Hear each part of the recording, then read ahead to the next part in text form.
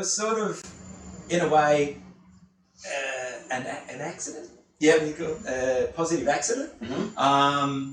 Like I was saying, with all that DNA that I was absorbing through Rusty, and not just dealing with the international marketing side of stuff, but dealing with the athletes. Yep.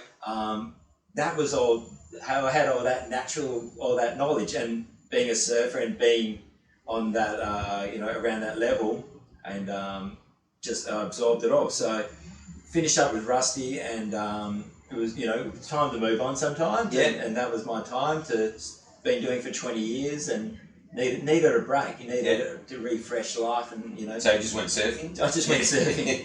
And then reality checked in. Yeah, no, the second reality check. And so a good friend of mine, Paul Johns, kind of like, he's got a successful plumbing business. Yeah, I know Johnsy well.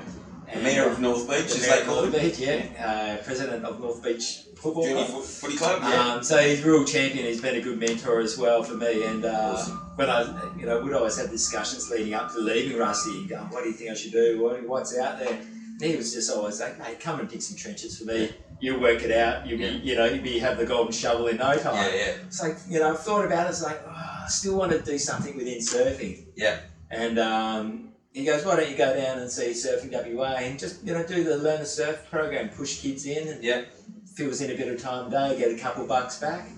And started, I went, "Yeah, great idea. I'm giving back to something that I love." Yeah. And that was probably the little fireball that turned into something. That thing of I've had a great life, living the dream life, surfing and working in a surf program. I would like to give back to the surfers coming through, those that are learning. You've got it in one, and you can take so much, but with something like surfing, it's a passion, it's a lifestyle, and to be able to put that back is unreal. Yeah, cool. So at that stage, I started bumping into a few dads, and they're like, "What are you doing now, Damo?" And I'm like, "Well, just surfing WA, doing some Learn to Surf, pushing kids in." They were saying, "Oh, can you help my son? He's starting to get good. He's 13, 14. Yeah. Oh yeah." And then, we crossed paths a bit closer. Through Johnsy. Johnsy said, "Mate, do you know Damo?" And I said, "Yeah, he never gives me any waves out the point, but happy to have a chat to him." And we just got up for a chat. And we sparked off, and we had a good connection, and there's a lot of respect there and friendship that was formed. And you kind of open up the door, went, "Okay, well, you've got the assets.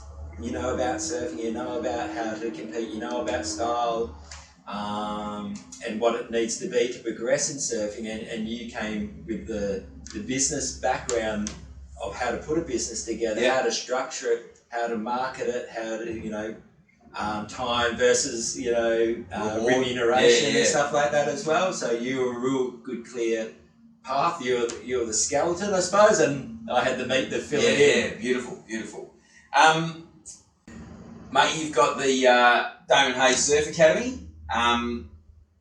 That's working with sort of that next generation of competitive surfers. Tell us a little bit about what that's all about, mate. Yeah, so the Damon Hayes Surf Academy sounds weird pronouncing your own name. Is all about just helping kids progress with their surfing.